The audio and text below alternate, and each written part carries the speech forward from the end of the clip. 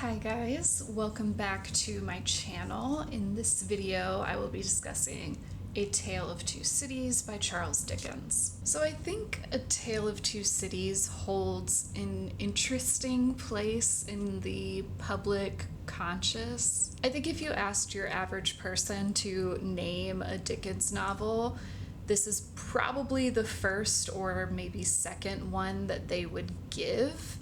And the opening line and the closing line are very famous and often quoted. But I really don't know that many people that have actually read this book or know kind of the gist of the story. It feels both known and unknown in a way that I don't know if I can think of many other books that hold that kind of space. And I gotta say, having read some other Dickens before this one, it's kind of an outlier. It's a bit of a strange one for him. He dedicates this book to his friend Wilkie Collins, the author of The Woman in White, the master of the sensational novel, a book I've also made a video about here on my channel. And he cites Collins's works as inspiration for A Tale of Two Cities, which makes sense. I think though we have the more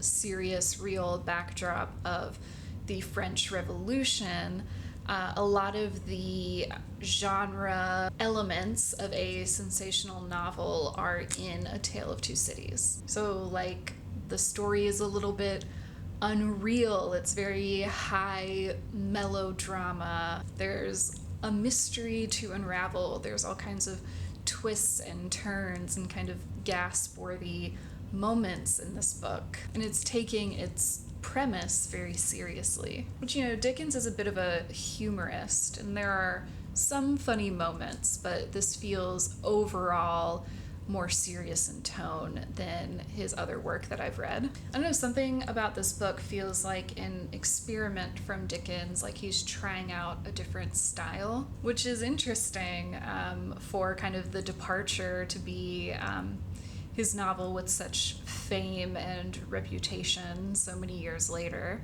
But yeah, for that reason, I don't think A Tale of Two Cities is really a good first Dickens to read. I'd start with Great Expectations. But though the packaging, the tone feels a little different, this book explores a lot of the themes that I've come to expect from Dickens. The class inequality, redemption, all told through these tragically linked families of the Manettes and the Evremonds. So I think that's an important place to start when we're talking about this book. We have this really big historical backdrop of the French Revolution, and that comes with really big ideas about inequality and oppression. But we're getting to these ideas through a domestic story, through family life, a relatively small cast of characters. So it's not at all historical. It's probably ahistorical. It's a very simplified version of the French Revolution. It's really more about how this upheaval and this kind of digging up of the past is affecting these two families. So the book starts with Dr. Manette as he is saved from the Bastille, where he has been disappeared to and held prisoner for many years for reasons unknown to us for most of the book. And we see him reunited with his daughter, Lucy, who has grown up without him, who he never met. She wasn't born yet when he was arrested. So I think it's important, Dr. Manette is kind of our moral center in this book, him and Lucy too. He is certainly a victim of the French ruling class, but he's not an important revolutionary figure. He's not involved in the planning. They have a certain amount of respect and deference for him as a kind of survivor, a symbol of survival. But as we see revolutionaries planning and getting ready leading up to Bastille Day, he's not involved. He's not even in the country for most of that. He's in England really for all of that. And then we have Charles Darnay, a young man who has also left France behind for England. And at the start of this book has his own unknown to the reader history. And then he falls in love with Lucy. It seems significant to me that the story is centered on people who, by force or by choice, have opted out of the revolution, are not participating in that chapter of French history, though they are French. Because the story is not really about that. These characters are kind of on the outskirts. You know, we see through Dr. Manette and Charles Darnay that history and memory can't be ignored, and the revolution is kind of the mechanism in which they're fleeing from and returning to and reckoning with the truth of their history. So class disparity is an element in every Dickens novel that I have read. And in A Tale of Two Cities, I think we really see the inevitable destruction that inequality leads to. Inevitable being the key word, that extreme inequality will always lead to violence. I think some of the most memorable writing in this book is showing us the desperation of these oppressed people. The violence is a fated, unstoppable conclusion. Our first glimpse of kind of the French populace early in this book is a scene where a cask of wine is broken in the street, and all of these kind of starving, desperate people, they react like animals, like they're jumping on the wine, they're trying to pull it in their hands, they're like digging it out of the dirt, and then they're all stained with the wine, an echo of kind of the near bloody future of the revolution that is coming some years after this scene. That whole section, it's a really impactful, enduring image. These starving people, so beaten down, so desperate, is a really illuminating way to show how close they are to a boiling point. Dickens has us know this side of the revolution first. We're more than 100 pages in before we get a depiction of the noble class. And the scene described is some kind of lavish party, of course, and everyone's dressed to the nines, and Dickens shows us this kind of frivolity and hypocrisy to them. You know, there's this description about kind of the importance of dress and fashion, and we see this man who has like 4 different servants to give him his chocolate every day. You know, Dickens is not at all subtle about this. You know, the ruling class is delusional. They feel secure in their power, secure that they are in control. They have no idea what's coming. He describes this class after the revolution has taken place and some of them have fled the country. Like the fabled rustic who raised the devil with infinite pains and was so terrified at the sight of him that he could ask the enemy no question but immediately fled, so Monsignor, after boldly reading the Lord's Prayer backwards for a great number of years and performing many other potent spells for compelling the evil one, no sooner beheld him and his terrors than he took to his noble heels. You know, they have completely in their own control, their own will, created and summoned this fierce beast that is the people rising up.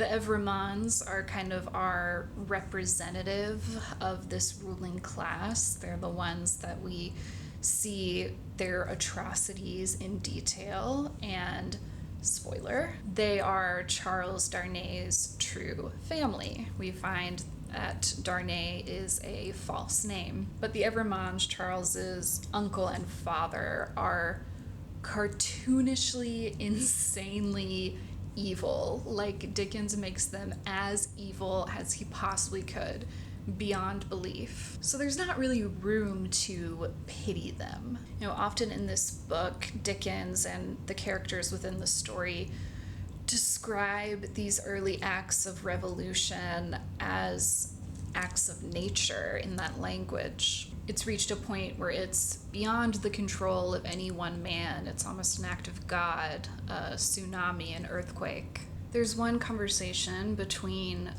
Defarge and his wife, Madame Defarge, who are leaders in the revolution. We see them involved in the planning and the execution of it. And Defarge is kind of talking about his impatience to take action, and his wife is saying, you know, vengeance takes time. It does not take a long time to strike a man with lightning, said Defarge. How long, demanded Madame, composedly, does it take to make and store the lightning? Tell me. And then she says, it does not take a long time for an earthquake to swallow a town. Well, tell me how long it takes to prepare the earthquake. And she goes on to describe that they're kind of pieces in this of building this earthquake that is coming, but it is inevitable. Time passes and it continues, whether it happens in their lifetime or not. The extreme inequality has corroded French society to such a degree that it must collapse, which reads like a warning from Dickens, who in a lot of his work is very concerned about the inequality in England in his time period. So let's talk about the two central women in this story that are highly contrasted, Lucy Manette and Madame Defarge. Both of them are victims in some way of France's ruling class. Lucy's father is held in prison for her entire childhood. Her mother dies from that heartbreak. Madame Defarge's history is kind of the big reveal of this book.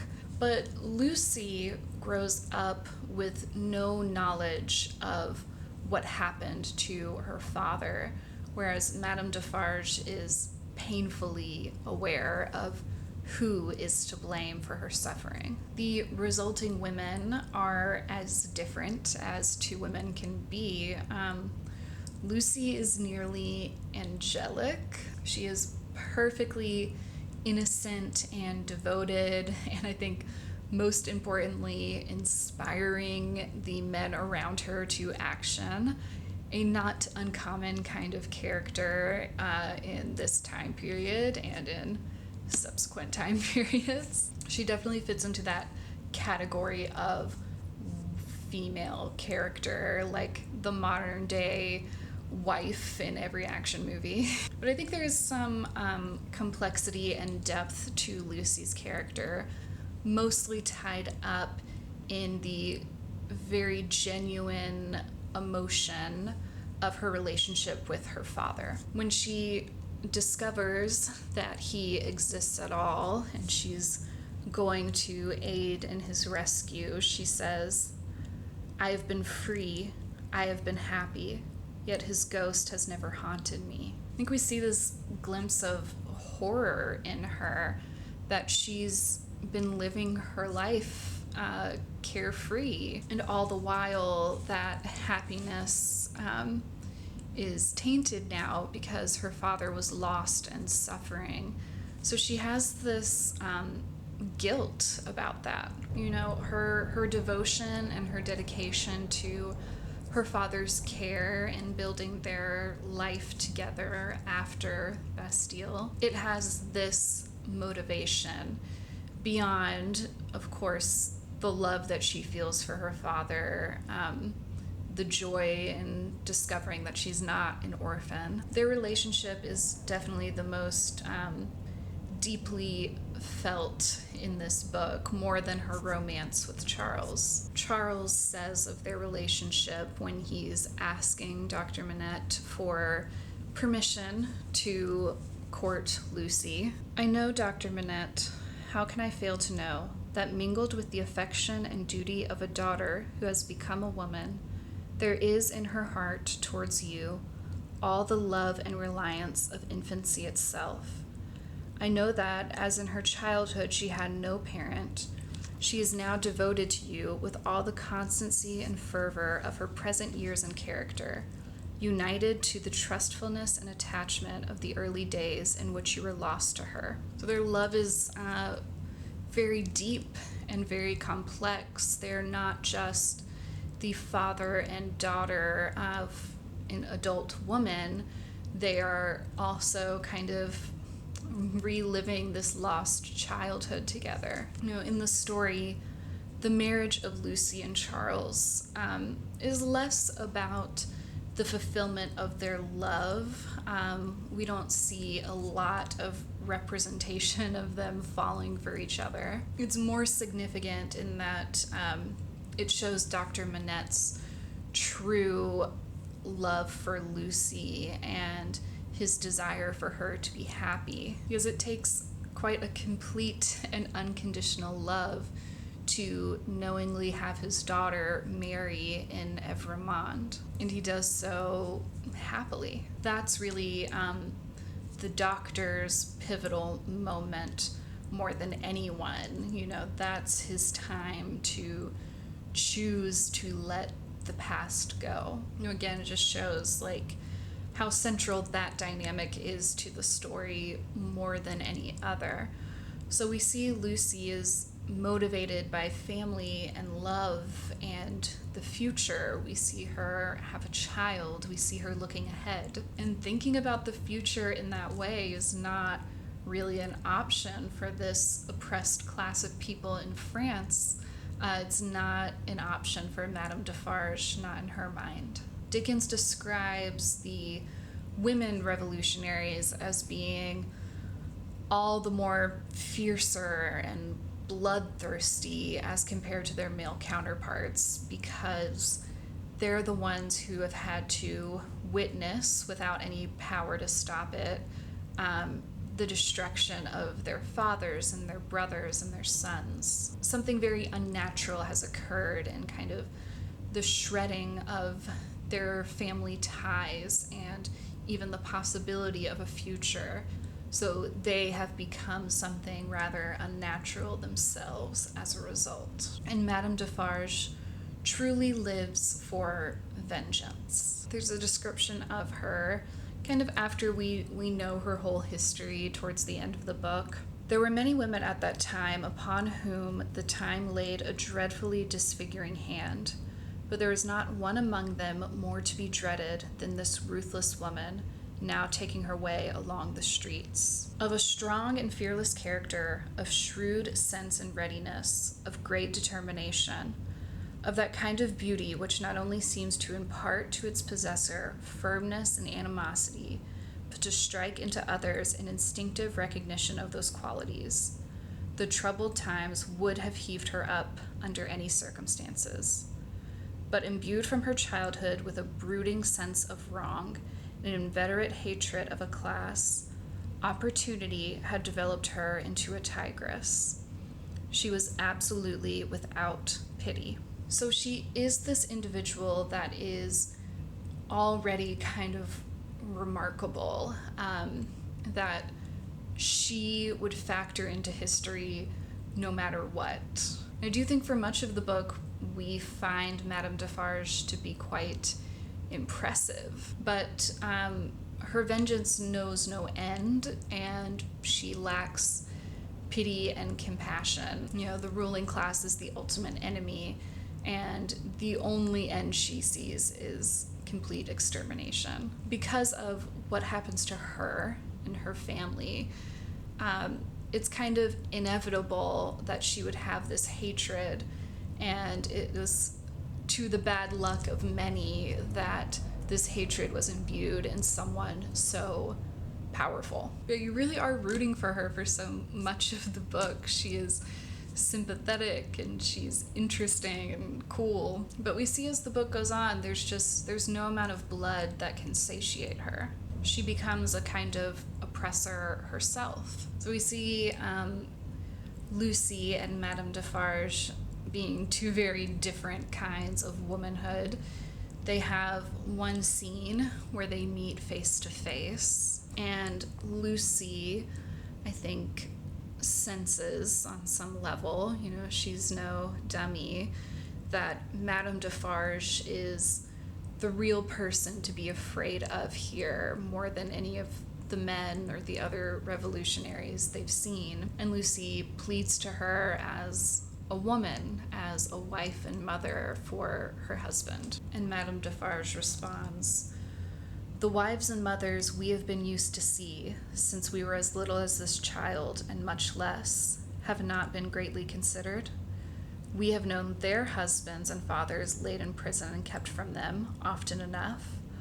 All our lives we have seen our sister women suffer in themselves and in their children, poverty, nakedness, hunger, thirst, sickness, misery, oppression, and neglect of all kinds." Basically saying, you think we will care about you, one wife and mother, against all of this. It really shows the gulf between these two characters. And I think it's when we first start to be kind of scared of Madame Defarge. Dickens shows us in this book the soul-eating and self-destructive nature of vengeance. And I think we see this contrasting between Madame Defarge and the larger body of France after the Revolution against Dr. Manette and his forgiveness. So the Evremonds, they deserve all the wrath that comes their way. Dickens makes this very clear. We see scenes of them actively wishing that they could be more evil. We see them acknowledge to themselves that Evremond is the most despised and hated name in all of France. And they acknowledge it in a celebratory way. They're very proud of being feared and despised by the common people. So no love lost when we see revolutionary violence touch them. But for Madame Defarge, it doesn't end there.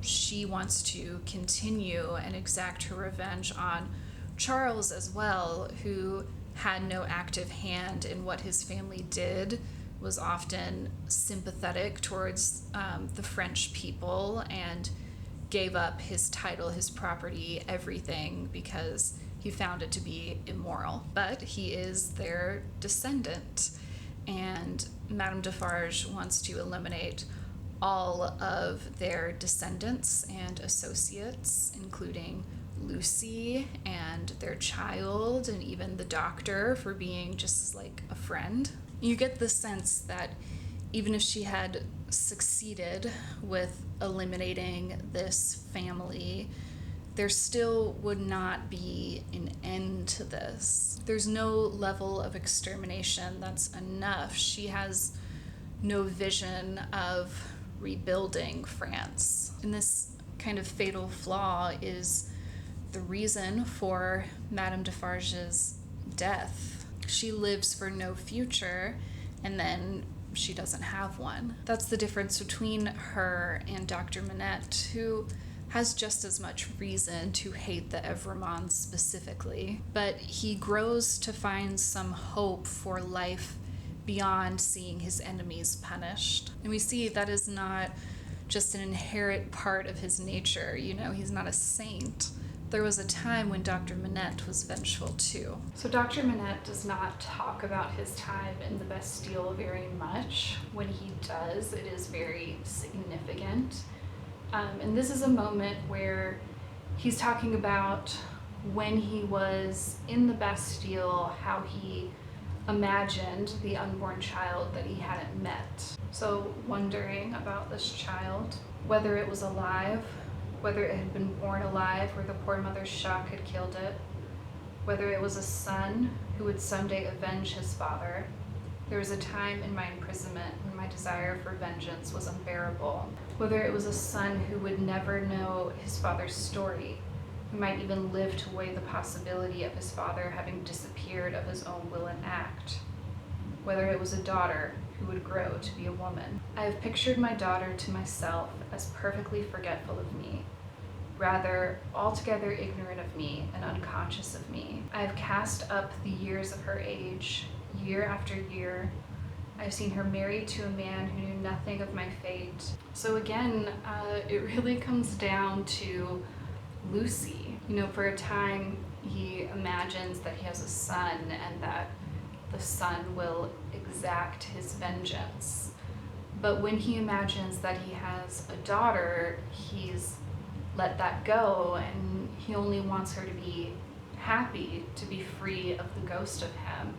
So, I mean, his wish was kind of fulfilled in that Lucy grew up for much of her life with no knowledge of what had happened to her father. But he does get out, though he had no hope for that. Lucy is a part of his life, and she represents for him a hope for the future, for the generations to continue in a way that is happy and free, and seeking vengeance is kind of the opposite of that. You know, he actively chooses not to punish or hate Charles for the sins of his family. You know, vengeance just begets suffering for both parties, and Dr. Manette, he has to pay even for his brief period of unfulfilled wrath, because it is in that time period that he writes the letter that condemns Charles in the eyes of this court. The mere memory of Dr. Manette's vengeance from years and years ago is enough to condemn Charles. It just takes a really interesting course in this book, because early on you're really rooting for this justice and kind of the depiction of Bastille Day as kind of like gruesome and horrible as it is. You're looking at the Defarges as heroes. And it starts out that way, but by the end of the book it's begun to run wild and to sour. So there are these thematic threads throughout the book about memory and how the past imposes itself on the present, these resurrections. You know, the first is Dr. Manette himself, who has been disappeared and isolated for so long that he is effectively dead in many ways. You see Mr. Laurie, the man who is overseeing this reunion of Dr. Manette and Lucy. His kind of mantra of his mission is recalled to life, which we see is not such an easy thing to do. This is Dr. Manette immediately after he left the Bastille. The faintness of the voice was pitiable and dreadful. It was not the faintness of physical weakness, though confinement and hard fare no doubt had their part in it. Its deplorable peculiarity was that it was the faintness of solitude and disuse. It was like the last feeble echo of a sound made long and long ago. Dr. Manette, he is still in a prison in his mind when he first gets out. He doesn't even understand that he's not in the Bastille anymore. He doesn't even remember his name. He is someone for whom hope had died long ago. And the book starts us with all this kind of spooky language about Mr. Lorry going to France to, dig up a body, basically. And it's really unclear if Dr. Manette wants to live, if he wants to be rescued, or if it's too late. He finds solace and a reason to live in Lucy. And we see this repeated in some other ways with Dr. Manette, who doesn't want to be resurrected fully. He doesn't want his memories. He doesn't want his past. He doesn't want those ghosts to touch his life now. He doesn't want the truth to be known to Lucy. But he learns that it's inevitable. The truth can't be held back. The past will assert itself. And the same for Charles. His true name is revealed. The connected history between Dr. Manette and the Evermonds is revealed.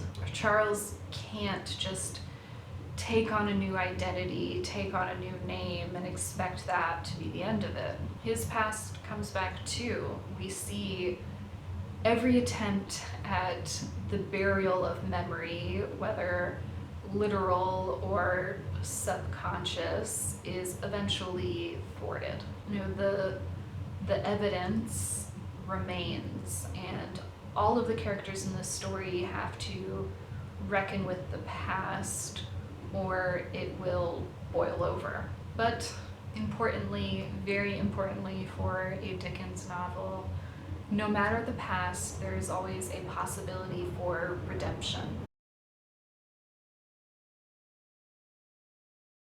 And we see this theme in a particular character that I have not mentioned yet in this video, Sidney Carton, who is a kind of second-rate alcoholic lawyer who, at the start of this book, has been living in aimless existence. He's someone with no purpose until he meets the Manettes and is made a better man for knowing them, especially by loving Lucy. And also, he conveniently bears a striking resemblance to Charles. So Sidney is at first very cynical and depressed. I think he feels that he has wasted his life and is actively continuing to waste his life. He sees no way out. He seems to blame himself for this, that there's some kind of inherent characteristic in him. But I think external characters in this story see how the circumstances of his life have made him like this, that it's kind of inevitable, like in Madame Defarge's case, that he's just had some bad luck and he could be a good man. And so we have this one part where, after Sidney and Charles have met for the first time, Sidney is saying to himself, "Do you particularly like the man? Why should you particularly like a man who resembles you? There is nothing in you to like, you know that. Ah, confound you, what a change you have made in yourself. A good reason for taking to a man, that he shows you what you have fallen away from, and what you might have been. Change places with him, and would you have been looked at by those blue eyes as he was, and commiserated by that agitated face as he was? Come on and have it out in plain words. You hate the fellow." So the resemblance between him and Charles highlights what potential Sidney has left on the table, what he could have been and what he isn't, the qualities that make Charles somebody that Lucy could love, whereas he believes Lucy could not love him. So Lucy kind of awakens in him this desire to change his path, but he's tormented because he doesn't see how he can. He wants to be a good man, but he feels that he's incapable of it. But his love for Lucy, his admiration for the Manette family and their home, that in itself is the good in Sidney, and that's the good that Lucy begins to see in him. There's a very moving scene, in a rare scene in which Sidney is open with any of the characters, and he's open with Lucy about who he wants to be and his feelings for her and kind of his despair. He doesn't expect anything of her. He has no hope that there would be any romance between them. He just wants to be a friend of her family and to be in service to her and the people that she loves. And in this interaction, he gets something very important in return, which is Lucy's faith in him. Lucy believes that Sidney can be redeemed. She believes that he can be the kind of man that he desires to be. From this moment of confession, she believes in him and she cares for him. And as a reader, I also began to really care for Sidney Carton. I think he is just a character that you really want to see win, which made it quite upsetting when I started piecing together where the book was going and how it was going to end. So redemption for Sidney is making his life mean something, making it valuable, something that says his time on Earth wasn't wasted. When Sidney first joins this story, when we're not quite sure of him yet, he has this kind of surly interaction with Charles, and he says, "That's a fair young lady to be pitied by and wept for by. How does it feel? Is it worth being tried for one's life, to be the object of such sympathy and compassion, Mr. Darnay?" And I think we see that for Sidney, the answer to his question is yes. To be cared for by another human being, especially one as good as Lucy, is worth anything. To be remembered and esteemed in death is worth dying.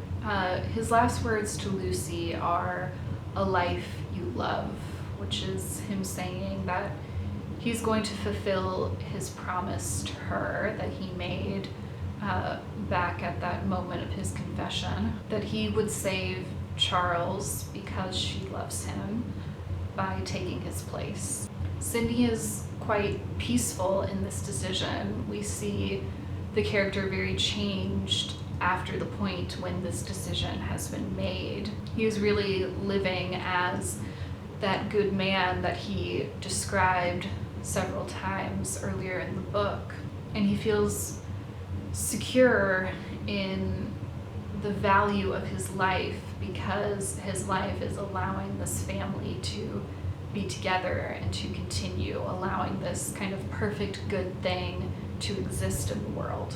And that family will love and mourn and remember him for generations to come, which is a kind of permanence, a kind of immortality that a wayward bachelor with no family of his own would not have achieved if not for this act of self-sacrifice. And we have that famous final line, "It is a far, far better thing that I do than I have ever done. It is a far, far better rest that I go to than I have ever known." Sidney has not had an easy life. He's been internally tormented, and it's at this moment of facing his death that he's finally known peace. This is a single redeeming act that is so great and so selfless that it is changing the balance of his entire life. And in death, he's returned to innocence and blamelessness. There's this really interesting and moving conversation, it kind of made me tear up a little bit, between Sidney and Mr. Lorry, when I think it's clear to us as the reader that he has made a decision that Mr. Lorry is unaware of. And the two characters are talking about the approach of death. Sidney, because he knows that he's choosing to die. Mr. Lorry, because he is elderly. So Sidney is asking Mr. Lorry if he feels now in his old age that his childhood is very far away. And Mr. Lorry says, 20 years back, yes. At this time of my life, no. For as I draw closer and closer to the end, I travel in the circle, nearer and nearer to the beginning. It seems to be one of the kind smoothings and preparings of the way. My heart is touched now by many remembrances that had long fallen asleep, of my pretty young mother, and I so old, and by many associations of the days when what we call the world was not so real with me, and my faults were not confirmed in me. And Sidney understands this feeling. He feels himself returned in some way to boyhood when the faults that he has so long believed about himself are not yet confirmed. I thought that whole scene with him and Mr. Lorry was so beautiful and moving. This idea that there is return and rebirth in death. So Dickens remains a very emotive and powerful writer. I didn't mind having a few kind of gasp-worthy moments. There was some fun in reading this book for sure. Sidney Carton is definitely a character worth reading for. Yeah, that about wraps up my thoughts. Thanks for watching. Bye.